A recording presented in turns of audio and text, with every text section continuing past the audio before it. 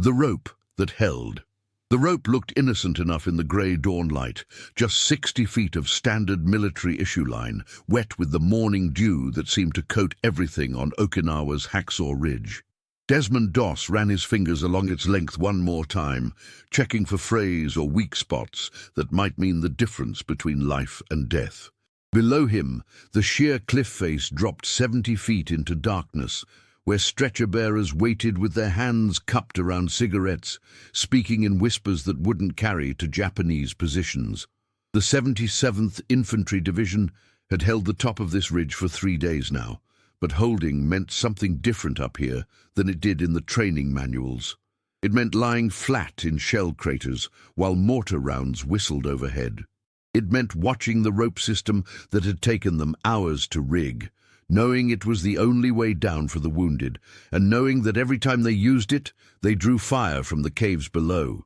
Sergeant Mitchell crawled over on his belly, his rifle cradled in his arms, dirt streaking his face like war paint.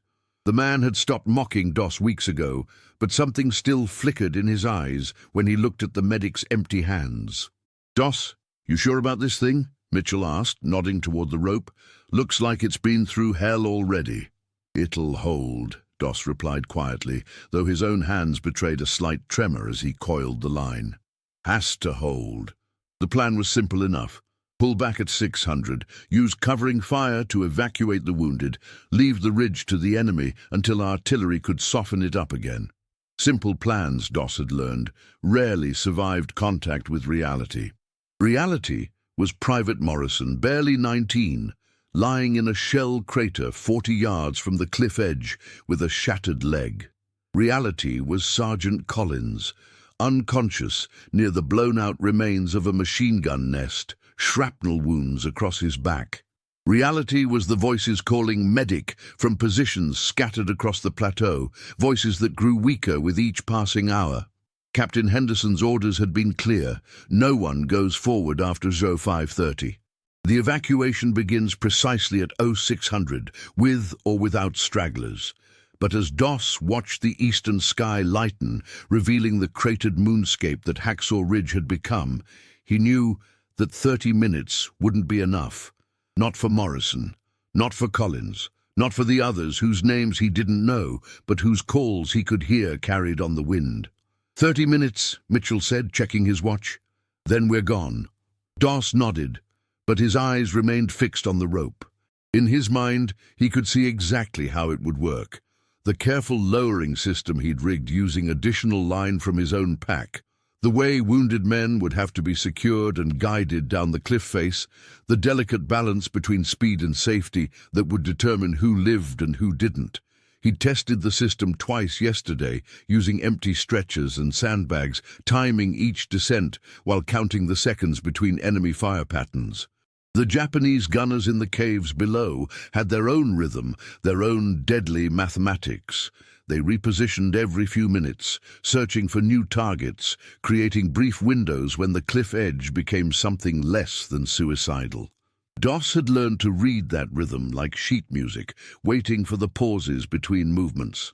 A fresh burst of machine gun fire raked the ridge, sending all 3 men pressing deeper into their crater.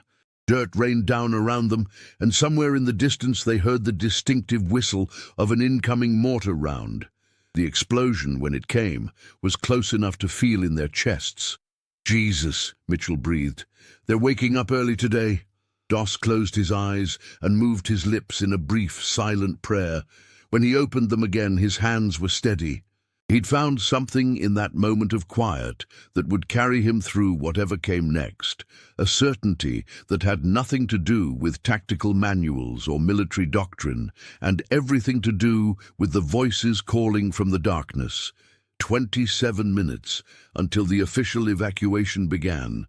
27 minutes to bring out men who couldn't walk, couldn't crawl, couldn't do anything but trust that someone would come for them.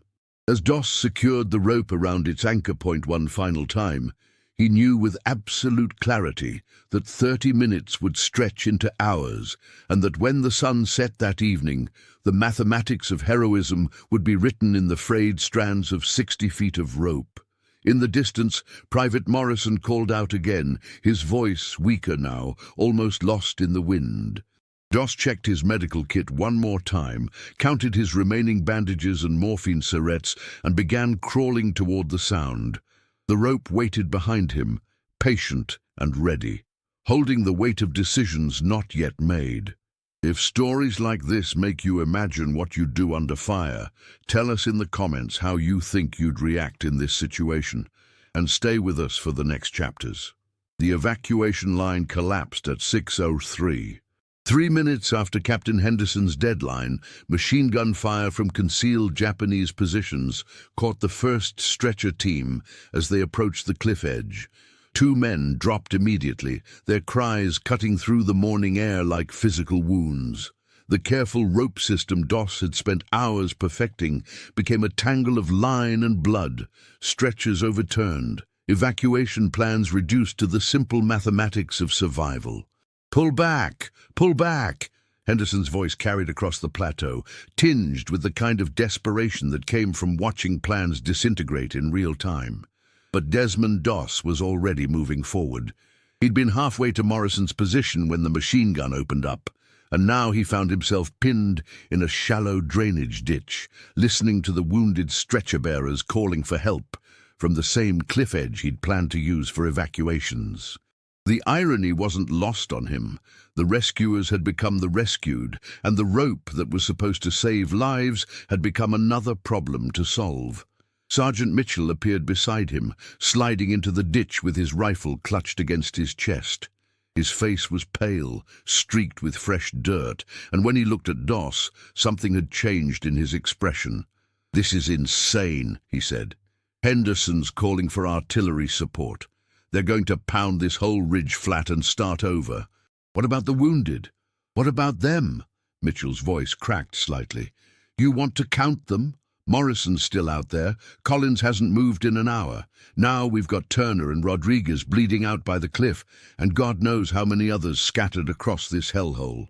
Doss checked his watch, 0615. Somewhere behind them, radio operators would be coordinating with artillery units, calculating trajectories and blast zones. The ridge would be marked as a free fire zone, and anyone still on top when the shells started falling would become a statistic. Standard operating procedure. Sometimes you had to destroy a position to save it. "How long before the barrage?" Doss asked. "Hour, maybe 2 if we're lucky.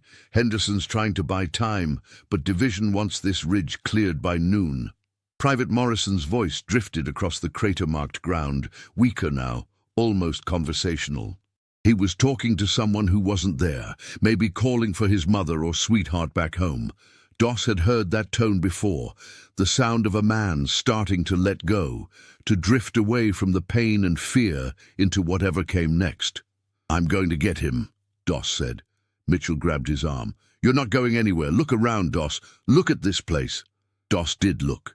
The plateau stretched before them like something from a nightmare, pocked with shell craters and littered with abandoned equipment. Smoke drifted from a dozen small fires, and the air carried the acrid smell of cordite mixed with something organic and unsettling. The Japanese positions remained invisible, hidden in caves and bunkers that honeycombed the ridge's eastern face, but their presence was felt in every shadow, every pile of rubble that might conceal a sniper's nest. "You see that?" Mitchell continued. "That's not heroism, that's suicide, and when you're dead, who helps Morrison? Who fixes the rope? Who brings anybody home?" The questions hung between them like physical objects, heavy with truth that Doss couldn't deny. Every tactical manual he'd studied, every piece of training he'd received, every conversation with seasoned medics pointed to the same conclusion. A dead medic saves no one. The smart play was to wait for the artillery, let the big guns do their work, then advance with proper support and covering fire. But Morrison called out again, and this time his voice carried a different note, not pain or fear, but recognition. He'd seen something or someone moving toward his position. He thought help was coming. Doss closed his eyes and found himself thinking about the rope, still tangled and bloodstained at the cliff edge. He thought about the system he'd designed, the careful calculations that would allow wounded men to be lowered to safety one by one. All of that planning, all of those preparations reduced to chaos in less than 5 minutes of enemy fire. Yet the rope itself remained intact. The anchor points held. The basic physics of the system, weight, friction, controlled descent, those hadn't changed. What had changed was the willingness to use it, to step into the open ground between intention and action. "I hear you," Mitchell said quietly. "I hear what you're thinking, but this isn't about courage anymore. This is about mathematics, numbers. And the numbers say we wait for artillery." Doss opened his eyes and checked his medical kit one more time. Bandages, morphine, sulfur powder, enough supplies for maybe 6 wounded men if he was careful, 4 if their injuries were serious. Not enough for everyone who needed help, but enough for Morrison, enough for Collins, enough to start with. "Sometimes the mathematics change," he said, and began crawling forward toward the sound of a 19-year-old boy who thought someone was coming to save him. Behind him, the rope waited, tangled but unbroken. By 0800, Desmond Doss had reached Private Morrison. The journey across 40 yards of open ground had taken nearly an hour, belly crawling from crater to crater, while Japanese snipers searched the plateau for movement. Morrison lay curled in a shell hole, barely deep enough to provide cover, his left leg shattered below the knee, tourniquets fashioned from his own bootlaces keeping him conscious, but doing little for the pain. "Medic," Morrison whispered, when Doss slid into the crater beside him. "Knew you'd come. Kept telling myself. Kept saying Doss will come." The trust in those words hit harder than enemy fire. Doss worked quickly, replacing Morrison's improvised tourniquets with proper medical equipment, injecting morphine, stabilizing the leg with splints cut from broken rifle stock scattered around the crater. All the while, his mind calculated distances and timing. 40 yards back to the rope system, another 20 yards to the cliff edge, then the careful process of lowering Morrison to safety. "Can you hold on a little longer?" Doss asked as he secured the splints. "Forever," Morrison replied, the morphine already softening his voice. "Long as you need." The return journey proved even more harrowing. Dragging Morrison on an improvised stretcher made from ponchos and rifle straps, Doss could only move during the brief windows between enemy fire patterns. Each pause lasted exactly 47 seconds. He'd counted before machine gun bursts raked the plateau again, forcing them to freeze in whatever cover they could find. When they finally reached the cliff edge, Doss found Sergeant Mitchell waiting with 2 other soldiers, their faces grim with a mixture of relief and disbelief. "Jesus Christ," Mitchell breathed. "You actually did it." But the rope system remained a tangled mess, blood-stained and partially severed where shrapnel had caught the rescue team 3 hours earlier. Turner and Rodriguez, the wounded stretcher-bearers, had been evacuated by a second team that managed to reach the cliff during a brief lull in enemy fire, but their departure had left the evacuation line in chaos. "How long before artillery?" Doss asked as he examined the damaged rope. 90 minutes, maybe less," one of the soldiers replied. "Captain Henderson's on the radio now, trying to coordinate the barrage." Doss looked back across the plateau. Sergeant Collins still lay unconscious near the machine gun nest, and at least 3 other wounded men remained scattered in various shell craters. 90 minutes to untangle and repair the rope system, reach each wounded soldier, stabilize their injuries, and lower them one by one to safety. The mathematics looked impossible. "You did good, Doss," Mitchell said. "Morrison's alive because of you. Sometimes that's enough. Sometimes." The word carried all the weight of tactical reality, of limited resources and impossible choices. Sometimes you saved who you could and accepted that others would be lost to artillery, enemy fire, or simple bad luck. Sometimes heroism meant knowing when to stop. But as Doss worked to untangle the rope, his hands moving with practiced efficiency despite their trembling, he found himself thinking about the voices he could still hear calling from the plateau. Not just the wounded soldiers, but something else, a quiet certainty that had nothing to do with tactics or survival probabilities. It was the same feeling he'd had that morning when he'd first tested the rope system. A sense that this particular piece of equipment, this specific anchor point, these 70 feet of vertical cliff face, had been prepared for exactly this moment. Private Morrison had been lowered safely by the time Captain Henderson appeared at the cliff edge, his face streaked with dirt and exhaustion.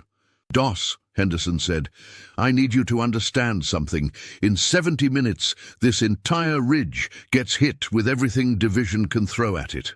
105mm howitzers, mortars, maybe even naval gunfire if they can coordinate with the fleet. Nothing survives that kind of bombardment." "I understand, sir." "Do you? Because I've got orders to clear this position completely. No exceptions, no last-minute rescues. When I give the word, we go down that rope and we don't come back up." Doss nodded, but his eyes remained fixed on the plateau where Collins lay motionless. The sergeant had been unconscious for over 4 hours now, and with each passing minute, his chances of survival decreased. Traumatic brain injury, possible internal bleeding, conditions that required immediate evacuation to a proper medical facility. "One more, sir," Doss said quietly. "Give me time for one more." Henderson studied his face, searching for signs of shell shock or battlefield breakdown. What he saw instead was something harder to categorize, a calm determination that seemed almost disconnected from the chaos surrounding them. 30 minutes, Henderson said finally. "And if you're not back by then, I'm sending a team after you. Orders or no orders, I'm not leaving anyone on this ridge when the shells start falling." As Doss checked his medical kit one final time, he realized that somewhere during the morning's events, the nature of the mission had changed. It was no longer about evacuation procedures or tactical objectives. It had become something more personal, more immediate, a conversation between his faith and his fear, conducted in the language of frayed rope and shallow breathing. Would you follow the orders exactly, or trust what your own eyes and instincts tell you in a moment like this? Comment which path you'd take, and share this episode with someone who loves real human stories from history. 30 minutes to reach Collins, stabilize whatever injuries might be killing him slowly, and make the return journey to a rope that had already been tested beyond its design limits. 30 minutes to discover whether belief could outweigh mathematics, whether one man's refusal to abandon the wounded could somehow reshape the tactical reality of Hacksaw Ridge. The rope waited, patient and ready, as Doss began crawling back toward the sound of war. Sergeant Collins wasn't breathing when Doss reached him. For a moment that stretched like an eternity, Doss knelt in the shell crater beside the unconscious soldier, his fingers searching for a pulse that seemed to have vanished entirely. Collins's face was grey, his lips blue-tinged, blood seeping from his ears. Signs that pointed toward traumatic brain injury, internal bleeding, the kind of wounds that required surgical intervention far beyond anything a field medic could provide. But then, faint as a whisper, Doss felt it, a weak, irregular heartbeat fluttering beneath his fingertips. "Still here," he murmured, immediately beginning the delicate work of stabilization. Head wound, probable concussion, multiple lacerations across the back and arms from shrapnel. Collins needed a hospital, needed surgery, needed things that didn't exist on Hacksaw Ridge. What he had instead was one medic with trembling hands, and 27 minutes before artillery turned this plateau into a moonscape. The return journey to the cliff edge became a nightmare of calculated risks and impossible choices. Collins was unconscious, dead weight on the improvised stretcher, and every few yards, Doss had to stop and check for breathing, for pulse, for any sign that the man was still fighting. Twice, Collins stopped breathing entirely, forcing Doss to perform field resuscitation in shell craters while machine gun fire raked the ground around them. When they finally reached the rope system, Doss found Captain Henderson pacing at the cliff edge, his radio operator beside him with a growing stack of urgent messages. 15 minutes, Doss, Henderson said without preamble. Divisions moved up the timeline, fire mission starts at 09:30, and we need to be clear of this ridge by then. 15 minutes. Doss looked at Collins, still unconscious, still breathing but barely. Lowering him would require the most delicate work yet, securing an unconscious man to the rope system, controlling his descent while preventing further trauma to what might be a fractured skull. Under ideal conditions, with proper equipment and assistance, the procedure might take 20 minutes. Under combat conditions, with damaged rope and enemy fire, "I'll need help," Doss said. Mitchell appeared beside him, along with Private Torres, both men already rigging the lowering system with practiced efficiency. They'd watched Doss work all morning, had seen him bring Morrison down safely, and now their movements carried a new quality, not just following orders, but participating in something larger than tactical procedure. "You take point on the medical side," Mitchell said. "We'll handle the rope work." The descent began at 09:18. Collins, still unconscious, had been secured to the stretcher with every piece of rope and webbing they could find. Doss rappelled alongside him, one hand monitoring pulse and breathing, the other guiding the stretcher away from the jagged cliff face. Below them, stretcher-bearers waited in the shadows, their faces upturned, hands ready to receive whatever came down. Halfway down, enemy fire erupted from the caves to their left. Machine gun bullets sparked off the cliff face, sending rock fragments showering around them, and for a terrifying moment, the rope system shuddered under the impact of near misses. Doss pressed himself against Collins, shielding the unconscious man with his own body, feeling the heat of tracers passing inches from their heads. "Faster!" Henderson's voice carried down from above. "Whatever you're doing down there, do it faster." But there was no faster. There was only the careful mathematics of controlled descent, the delicate balance between speed and safety that determined whether Collins reached the bottom alive or became another casualty of rushed evacuation. Doss felt the rope burning through his gloves, felt his shoulders screaming with the strain of supporting both their weights, but he maintained the steady rhythm that had brought Morrison down safely hours earlier. When their feet finally touched solid ground, Collins was still breathing. The stretcher-bearers moved with practiced efficiency, loading the unconscious sergeant onto their litter and disappearing into the jungle paths that led to the aid station. Doss watched them go, then looked up at the rope that had carried them both to safety. 60 feet of standard military line, frayed and blood-stained, stretched to its absolute limits, but still intact. Above them, the cliff face erupted with the sound of withdrawal. Henderson and the remaining soldiers were rappelling down as fast as safety allowed, their equipment and weapons clattering against the rock. The evacuation was complete, the ridge abandoned to enemy forces and incoming artillery. But as Doss coiled the rope that had saved 3 lives that morning, he found himself thinking about the mathematics of the impossible. By every tactical calculation, the morning's mission should have ended in disaster. The rope should have broken under the strain. The enemy fire should have found its mark. The artillery timeline should have cut their evacuation short, leaving wounded men to die in the bombardment. Instead, 3 soldiers were alive who shouldn't have been. Morrison was being loaded into an ambulance, his shattered legs stabilized and treatable.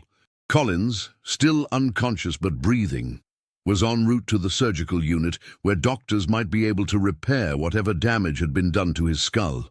Turner and Rodriguez, the wounded stretcher-bearers from the morning's failed evacuation, were both expected to recover fully. "Doss," Mitchell said, appearing beside him with dirt streaking his face and something new in his expression. "What you did up there, I've never seen anything like that." The rope lay coiled at Doss's feet, 60 feet of ordinary equipment transformed by necessity into something approaching the miraculous. He thought about the careful calculations that had made the morning possible, the timing of enemy fire patterns, the physics of controlled descent, the medical procedures that had kept unconscious men breathing during impossible journeys. All of it explicable, all of it within the bounds of training and determination and simple human stubbornness. Yet something else had been present on the cliff that morning, something that lived in the space between preparation and faith, between tactical doctrine and the quiet certainty that some things were worth risking everything to accomplish. At 0931, The first artillery shells began falling on Hacksaw Ridge. The after-action report would later describe the morning's events in 3 clean sentences. Under heavy enemy fire, combat medic Desmond Doss successfully evacuated 3 wounded personnel using improvised rope systems. Mission accomplished despite equipment failure and compressed timeline. Recommend commendation for exceptional performance under combat conditions. 3 sentences to summarize 6 hours that had changed everything. But sitting in the aid station 2 hours after the artillery barrage ended, watching doctors work on Collins while Morrison slept off morphine on a nearby cot, Doss knew the report captured nothing of what had actually happened on the cliff. It couldn't describe the way his hands had shaken as he'd rigged the rope system for the 3rd time, or the moment when Collins had stopped breathing and Doss had breathed for him mouth to mouth in a shell crater while enemy fire cracked overhead. The report wouldn't mention the prayer he'd whispered while lowering Collins down the cliff face.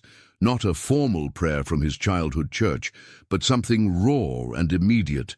A conversation with whatever force had kept that rope from snapping under impossible strain. It wouldn't describe the weight of 3 lives balanced against 60 feet of fraying line, or the mathematics of faith that had somehow made the impossible feel inevitable. Captain Henderson appeared beside Doss's cot, a steaming cup of coffee in his hands and exhaustion etched in every line of his face. "How you holding up, son?" "Fine, sir. Just thinking about the rope." Henderson nodded slowly. He'd been thinking about it too, about the way standard military equipment had performed beyond its rated specifications, about the timing that had allowed 3 separate evacuations between enemy fire patterns, about the medic who'd refused to abandon wounded men even when tactical doctrine demanded withdrawal. "You know what bothers me about this morning?" Henderson said, after a long pause. "Everything that happened should have been impossible. The rope should have broken. The Japs should have adjusted their fire patterns. Division should have started that barrage 30 minutes earlier. By every reasonable calculation, we should have lost people today. But we didn't. No, we didn't. And I've been trying to figure out why." Doss looked across the aid station, where medical personnel worked with quiet efficiency among rows of wounded soldiers. Some would recover fully, returning to their units within weeks. Others faced longer journeys, evacuation to hospital ships, surgery, rehabilitation, eventual discharge with wounds that would never fully heal. All of them alive because of decisions made in moments when there hadn't been time for careful calculation. "You want to know the truth, sir?" Doss said quietly. "When I was up there with Collins, when he stopped breathing the 2nd time, I didn't think the rope would hold. I thought we were both going to die on that cliff." Henderson set down his coffee and studied Doss's face. "What changed your mind?" "Didn't change my mind. Still thought we were going to die. But Collins was breathing again, and the rope was there, and sometimes you have to trust that the equipment will hold until you find out if it won't."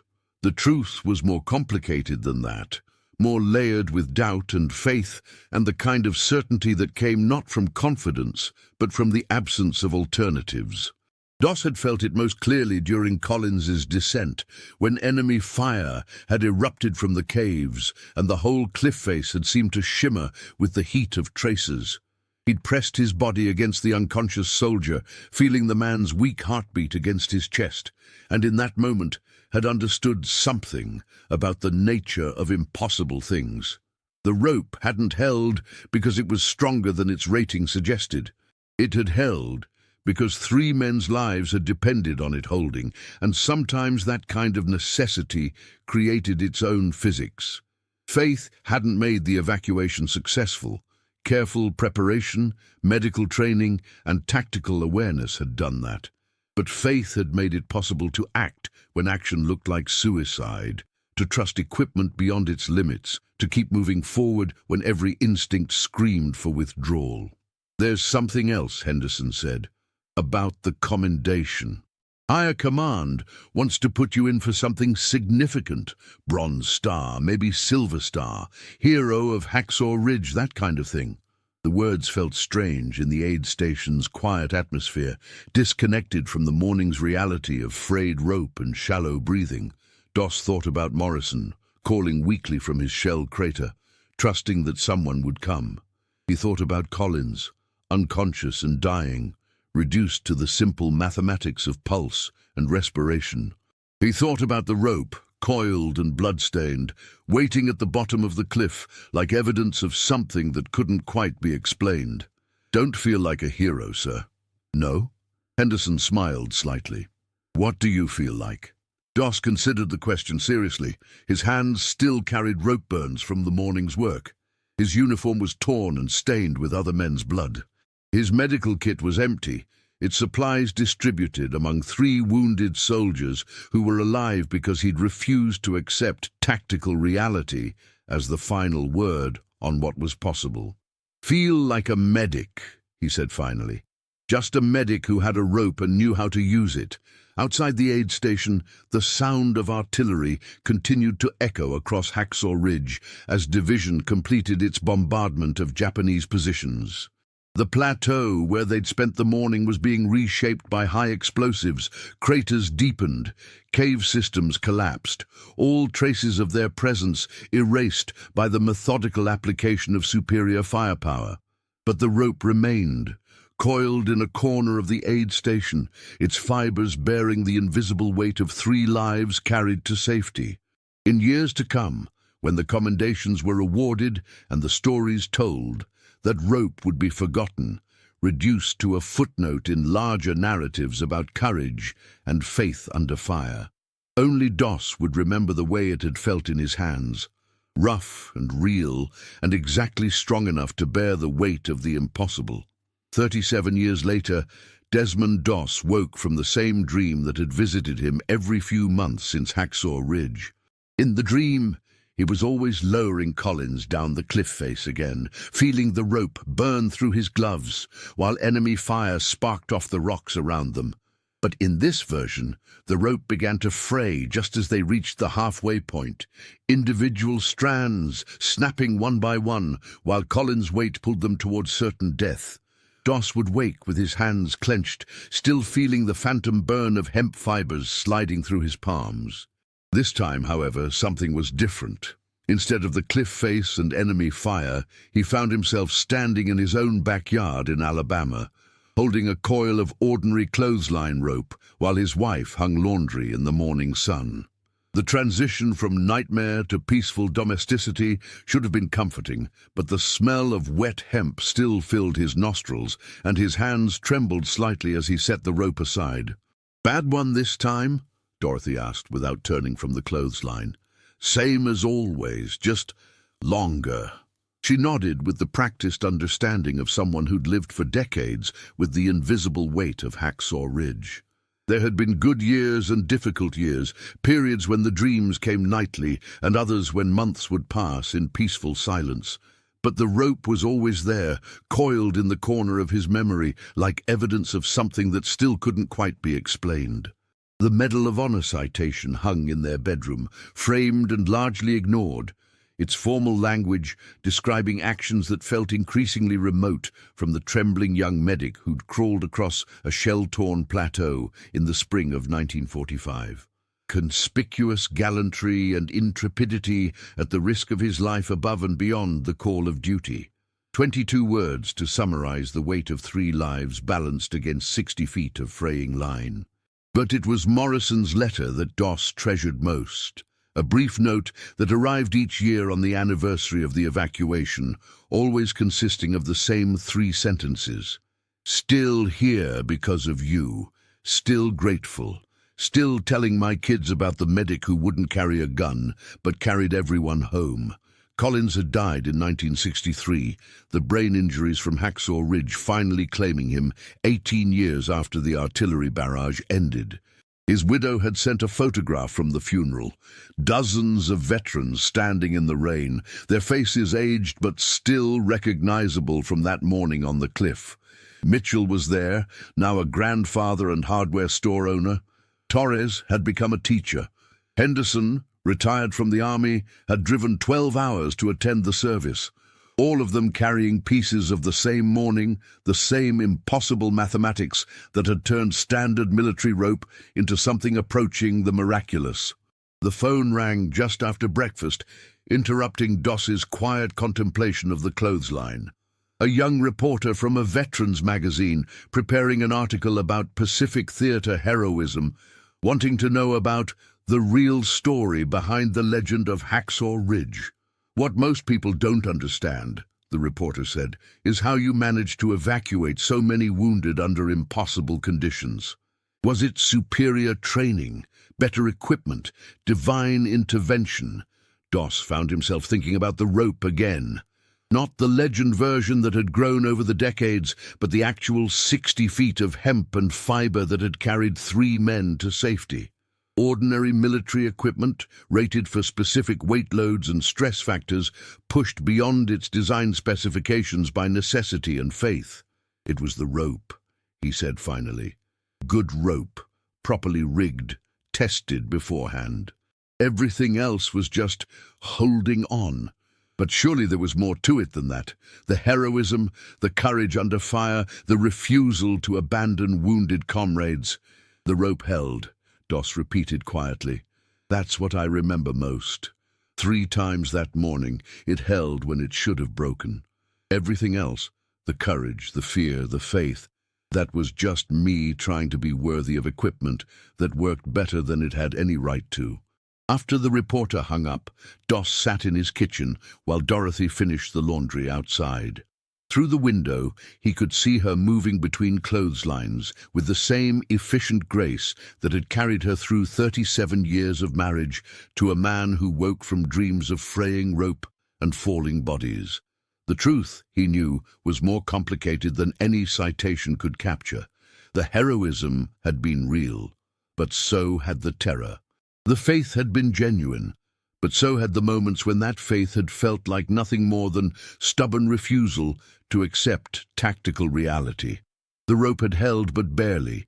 He'd examined it afterward and found strands stretched to the breaking point, fibers compressed and damaged by loads far exceeding its rated capacity.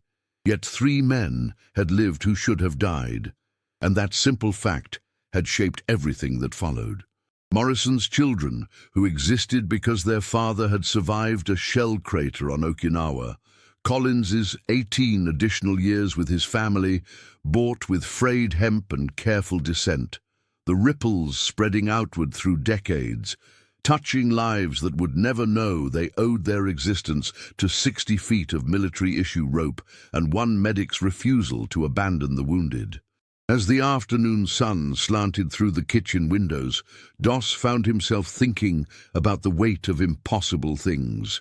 Not just the physical weight of 3 men carried to safety, but the invisible burden of being remembered for moments when faith had made mathematics irrelevant.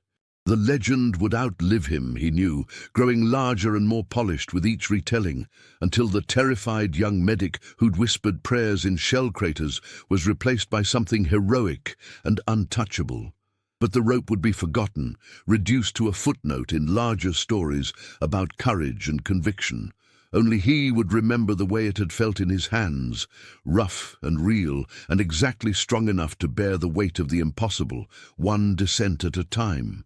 Outside, Dorothy was folding the last of the laundry, her movements peaceful and precise. Doss watched her work, thinking about the different kinds of rope that held lives together, some visible, some invisible, all of them tested daily by the ordinary weight of living. The dreams would continue, he knew, but so would the mornings after, when sunlight revealed the simple truth that some things hold because they must, and faith is just another word for trusting the equipment until you find out if it breaks. If this story reminded you that behind every medal there's a human being carrying memories we'll never fully see, subscribe to the channel, tell us which country you watch from, and invite someone to revisit history with us in the next story.